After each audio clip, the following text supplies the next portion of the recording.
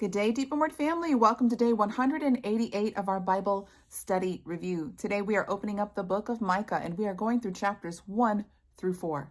Micah was alive and prophesied around the same time as the major prophet Isaiah. Now, like most prophets, they are prophesying of a warning of judgment, but also of a great time of restoration. Let's open up with chapter 1, verse 1. It says, "The word of Yahweh which came to Micah, the Morashite, in the days of Jotham, Ahaz, and Hezekiah, kings of Judah, which he saw regarding Samaria and Jerusalem." So he prophesied about both territories, the northern territory and the southern territory. Now, Micah is called a Morashite because he is from Morasheth. Much like we know that Elijah, the prophet who was of the northern territory of Israel, Elijah was called a Tishbite because he was from that territory. The same goes as those who are from Bethlehem, right? They're called Bethlehemites. The town where Micah is from is about 20 miles southwest of Jerusalem. So his main prophecy was spoken from the southern territory of Judah, but he was prophesying to both kingdoms. Let's pick up in verse 2. It says, "Hear, all you peoples, listen, earth and everything in it, that the sovereign Yahweh may be a witness against you, Yahweh from his holy temple. Look, Yahweh is coming out from his place so that he might come down and tread upon the high places of the earth. The mountains melt beneath him, and the valleys split apart like wax before the fire, like waters deluged from the slope. All of this because of the transgression of Jacob and because of the sins of the house of Israel. What is the transgression of Jacob? Is it not Samaria? And what is the high place of Judah? Is it not Jerusalem?" So he's identifying these high places of worship, and he's identifying the sins of all 12 tribes of Israel, right? So the 10 northern tribes, they started out in apostasy. They started out with the golden calf and they kept down spiraling, but their sins were so grand that they started to trickle down to the southern region of Judah. We will see this truth as we keep reading, but pay attention to what Micah is saying right here. He says Yahweh is provoked so much that he is leaving his holy temple, right? The holy tabernacle and the heavenlies, and he is coming down to make war with his own people. Why? Because they have made themselves an adversary to him. Let's pick up in verse 6. It says, "Therefore I will make Samaria a heap in the field. For the planting of vineyards, I will dump her stones into the valley and expose her foundations. All her idols will be scattered and her gifts burned with fire, and I will annihilate her images, because she gathered them as the wages of a prostitute, and as the wages of a prostitute, they again will be used." This is a prophecy against the northern territory, right? The northern kingdom, which is called Israel or Ephraim, all right? So they had all of these images and they purchased these images, right? The gold and the silver for making all of these various images through cult prostitution, all right? And the cult prostitution was running rampant in the northern kingdom. And now this was introduced by various ways, but one of them was from Jezebel herself, right? King Ahab's wife. She introduced all of this false worship, this Baal worship, unto the children of Israel, and they never got rid of it. And one of the ways to summon Baal or Baal was through sexual immoral acts, all right? And so that's where the cult prostitution came in. They would come into the temples and they would do these sexual lewd acts to arouse the fertility gods and goddesses, and that was one of the ways that they did it. And so this last portion, what it means, because she gathered them as the wages of a prostitute, and as the wages of a prostitute, they will again be used. It means the conquerors will come through and scatter them, and they will use the money, right, and these images to continue doing the same thing.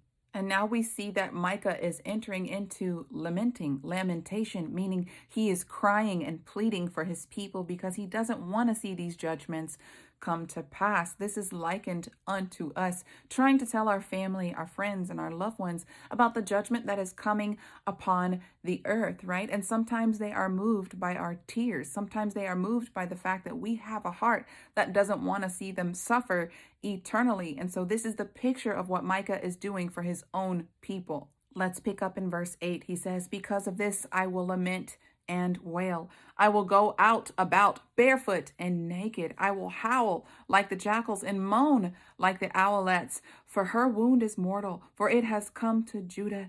It has extended to the gate of my people, Jerusalem." And so he's saying the sins of the northern territory have made their way down to Jerusalem, right? And if the sin has trickled down, the judgment will trickle down as well.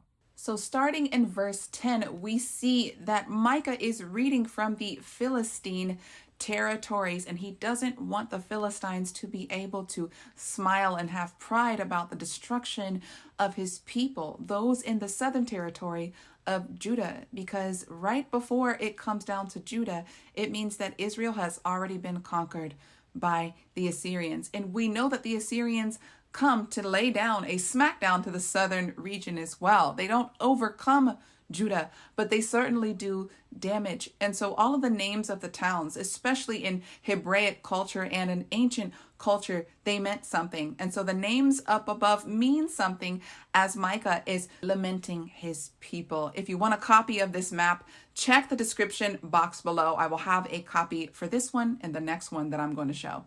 So let's start reading from verse 10. It says, "Do not tell it in Gath. Do not weep at all in Beth Ophrah. Roll around in the dust. Pass on your way, inhabitants of Shaphir, naked and ashamed. The inhabitants of Zaanan have not come out. The morning of Beth Ezel has taken from you its foothold. Indeed, the inhabitants of Marath wait anxiously for food, because calamity has come down from Yahweh to the gate of Jerusalem. Harness the chariots to the steeds, inhabitants of Lachish." Now, just to jog your memory, if you go back to 1 Samuel chapter 27, Gath was a Philistine territory, and this is where King David fled during the time that King Saul was seeking out his life. For a short period of time, David was a friend of the Philistines, right? And the Philistines loved David for a short period of time. But these prophecies are mainly talking about the Philistine territories, and we see that the judgment comes from the north, from the Philistine territories into the Judean territory of Lachish. You'll also see some of these other towns as we keep reading through the prophecy. And just one more reminder before we move on. Read 2 Kings chapter 18, because that tells of the king of Assyria at the time who had already conquered the northern territory, right? The 10 northern tribes of Israel. Well, he came down to harass King Hezekiah. And who was the right-hand man of King Hezekiah at the time? Who was the major prophet? At that time, it was Isaiah. So Micah is alive, and he is prophesying during the same time of this judgment that is coming. Although Sennacherib was not successful in conquering the southern territory of Judah, he was successful in stripping them bare of a lot of resources and a lot of their food. He did burn down a lot of their places, but Yahweh sent one of his angels, right, to destroy his camps. So just remember that as we're reading, because this is during that time. So let's continue reading. It says, "It was the beginning of sin to the daughter of Zion, because in you were found the transgressions of Israel," right? So Judah started to practice some of the same harlotries as Israel. And it says, "Therefore you will give parting gifts to Moresheth Gath. The houses of Achzib will be deception to the kings of Israel. I will again bring a conqueror to you, inhabitants of Mareshah, and the glory of Israel will come to Adullam." So he's saying the glory of Israel, right? Which is the punishment that is already taking place in the northern territory. He says that same glory or punishment will come to the southern kingdom of Judah. And he says, "Make yourself bald and shave your head for the children of your delight. Make yourself as bald as the eagle, for they will go from you into exile." And now he's prophesying about the Babylonian captivity. Just as the northern kingdom was exiled, so will the southern kingdom be exiled.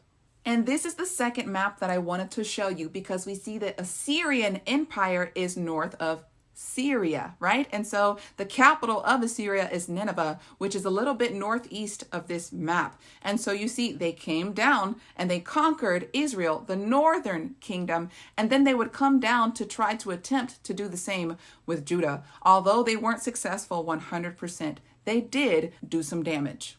Y'all know I like to get into these maps like Dora the Explorer, all right? But make sure if you want a copy of these, check the description box below. It always helps for me to have a visual.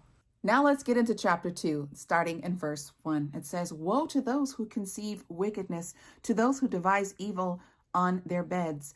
At morning's light they execute it, because it is the power of their hand." And so what Micah is saying is, woe to those that not mistakenly sin, but those who plan sin. We could probably name a few of them in the comment section below, of those whom we know are conspiring against all of humanity, and Yah has payment for them, right? They wake up in the morning to execute their evil plans, but Yahuwah is the ultimate judge, and he is going to pay them a nice hefty check if they do not repent from those sins. But right now, unfortunately, Yahuwah is talking about the sins of his own covenant people. Let's continue. It says, "They covet fields and seize them, and houses and take them. They fraud a man of his house and a fellow man of his inheritance." They were doing this to widows as well. They weren't caring for the poor, right? They couldn't wait to take advantage of those who were less fortunate than they were.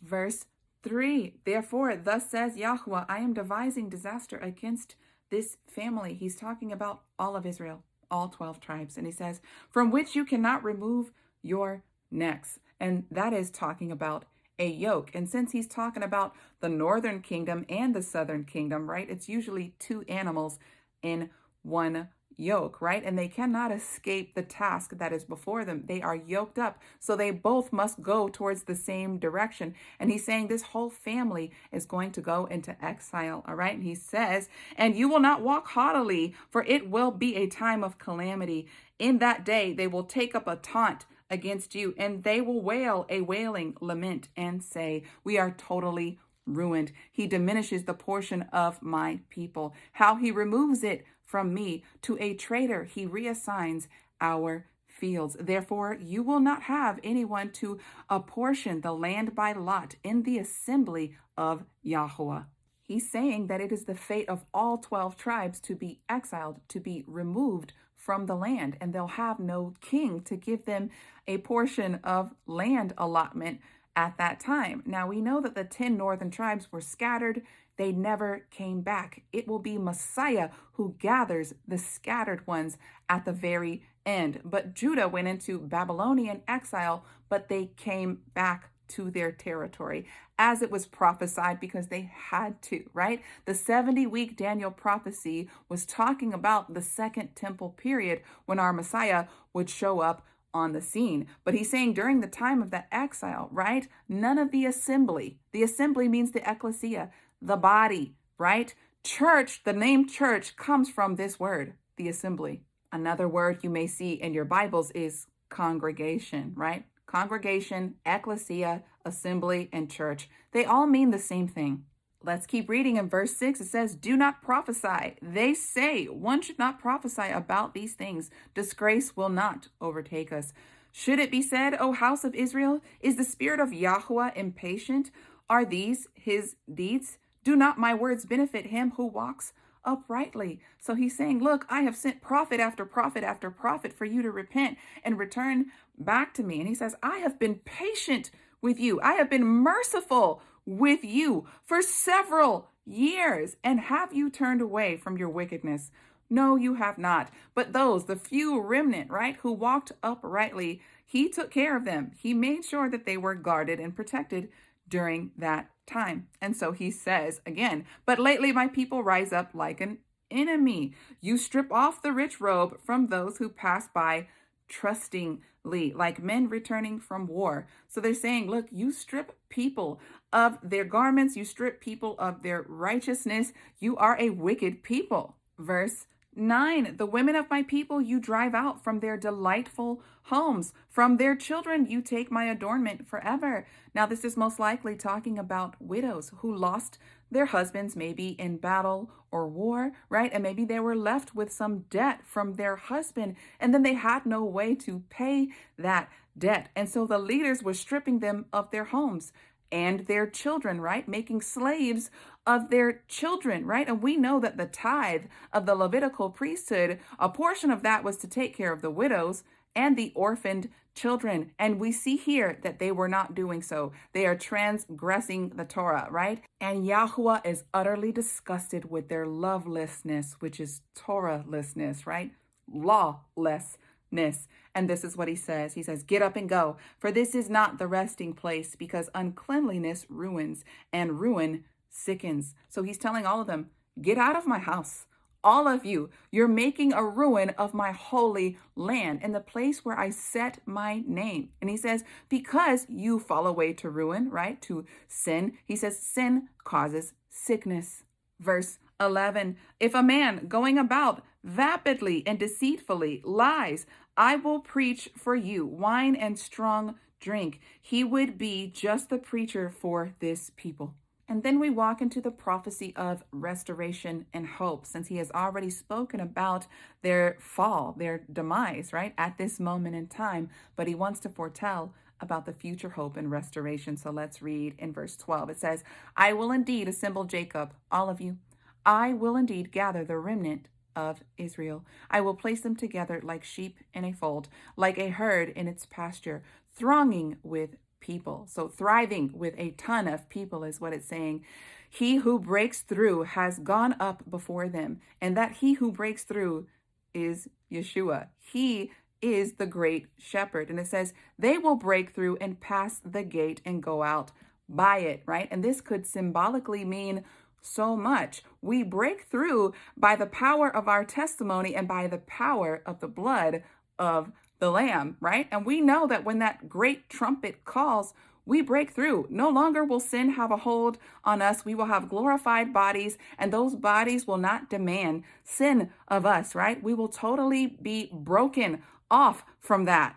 Right now, it's a partial breaking off because our minds are being renewed and our spirit man is being renewed, but we need that new body. We need the completion. And so we're waiting for the great shepherd to break through that sky and make that happen. He already did it in the spirit. And right now he's washing our brains, right? Washing our minds with his word. So this is definitely prophesying about the time that is coming, the millennial reign of Messiah.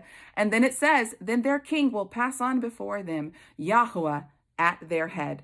And now we walk into chapter 3, which is talking about the leaders and the prophets being judged. So let's read. It says, then I said, listen now, heads of Jacob and rulers of the house of Israel. So he's addressing the whole family, all 12 tribes. And he said, should you not know justice?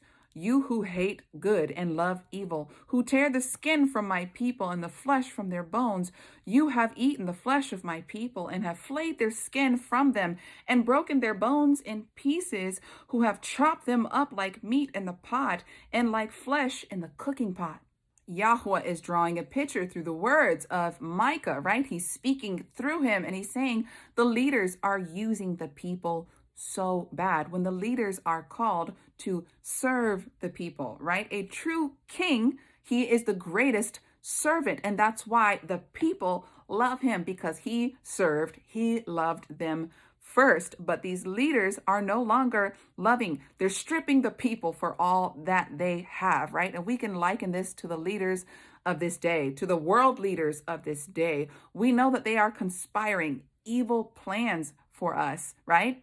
But that shouldn't come as a surprise to you. But Yahuwah is addressing his own people, saying, should you not know justice, right? And if you know it, why aren't you executing righteous judgments? Kings and priests are called to serve the people, and they are far removed from that, right? And so he says, then they will cry out to Yahuwah, but he will not answer them. And he's talking about the leaders, right? The judges, the priests, the kings. When this judgment starts coming down on them, and then they cry out, he says, I will no longer hear you at that point. It's a picture of the grace door closing. And he says, he will hide his face from them at that time because they have wrought evil deeds. Thus says Yahuwah regarding the prophets who misled my people, the ones who have something to eat proclaim peace. But if one does not feed them, then they prepare for war against him. So even the prophets are demanding food. They are demanding, money from those who they are prophesying to. And these are false prophets who are prophesying peace to people. But if they're not serving the prophet, then the prophets will prophesy war and unfavorable things. They are being moved by the spirit of Mammon and not by the spirit of Yah.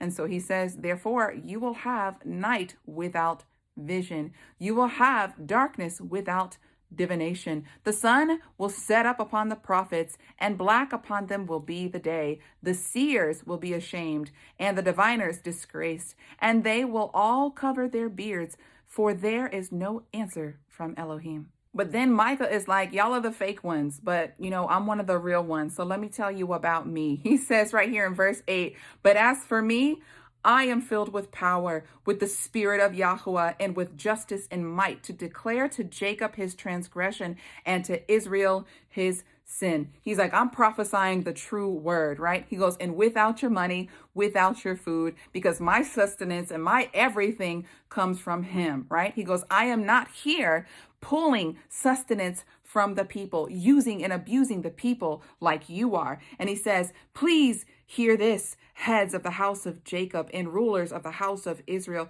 who detest justice and warp all that is straight, who build Zion with blood guilt and Jerusalem with wickedness. Her leaders judge for a bribe, her priests teach for a price, and her prophets practice divination for money. All of them are corrupt. The judge, right? If you pay him enough, he'll put an innocent man in jail and he'll let the guilty one go free. And it says the priests will only teach for a price, and her prophets practice divination for money. Again, milking, using, and abusing their own people, and they refuse to serve them unless the people serve them first. It's completely backwards, upside down. And he says, yet upon Yahuwah they lean, saying, is not Yahuwah in our midst? Evil will not come upon us. Therefore, because of you, Zion will be plowed like a field. Jerusalem will be mounds of ruins, and the mountains of the house will become wooded heights. So chapter 3 ended with a prophecy of destruction of Jerusalem, but we will see that chapter 4 opens up with hope and restoration. So let's read. It says, then it will be that in the latter days, the mountain of the house of Yahuwah will be established as head of the mountains and will be lifted up above the hills, and people will stream to it. And many nations will come and say, come, that we may go up to the mountain of Yahuwah and to the house of the Elohim of Jacob, that he might teach us his ways, and that we may walk in his paths. For from Zion will go forth the law and the word of Yahuwah from Jerusalem. Then he will judge between many peoples and mediate for mighty nations far and wide. They will beat their swords into plowshares and their spears into pruning hooks. Does this sound familiar? It should, because it's Isaiah chapter 2, repeated again in Micah chapter 4. This again is foretelling of the millennial reign, when our Messiah is going to speak the law, right? For those who say the law is done away with. No, it is not. It is going to be spoken, taught by our Messiah during the millennial reign to us and all of the other nations. We need to read the front of the book to get the full picture, to get the truth. The law is far from being done away with.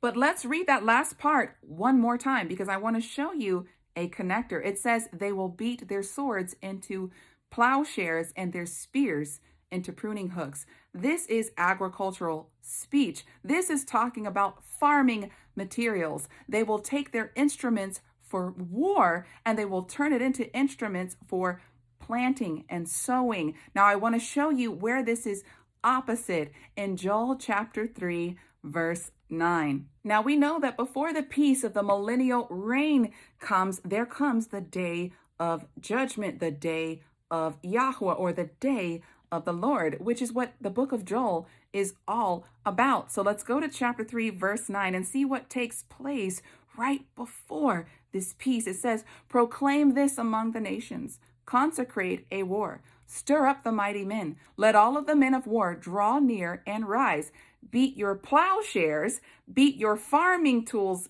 into swords. And it says, and your pruning hooks into spears. So he is preparing all of the nations to make war. And what is this? The battle of Armageddon. And so this is completely opposite of the declaration for peace, because in the millennial reign, we will learn war no more. But right before this time, he is rousing all of the nations to come up against the Holy Land, Jerusalem, and there the word of Yahweh will come out and slaughter them all. Now, there's two other places I want to take you in the back of the book of Revelation, when Messiah is being revealed. That connects with Joel 3:9. That is opposite from what we are seeing in Micah, the time of peace. We know that this great destruction comes before the seventh day, the day of rest. And so let's read from Revelation chapter 16, verse 16. It says, they gathered them together to the place which is called in Hebrew Armageddon. And now let's go to Revelation chapter 19, starting in verse 11. It says,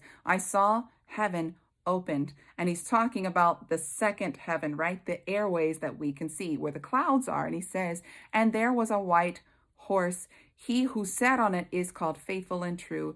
And in righteousness he judges and wages war. His eyes are like a flame of fire, and on his head are many crowns. He has a name written that no one knows but he himself. He is clothed in a robe dipped in blood. His name is called the Word of Yahweh, or the Word of God. The armies of heaven, clothed in fine linen, white and clean, followed him on white horses. Out of his mouth proceeds a sharp sword, with which he may strike the nations. He shall rule them with an iron scepter. He treads the winepress of fury and wrath of Elohim Almighty. On his robe and on his thigh he has a name written, King of Kings and Lord of Lords.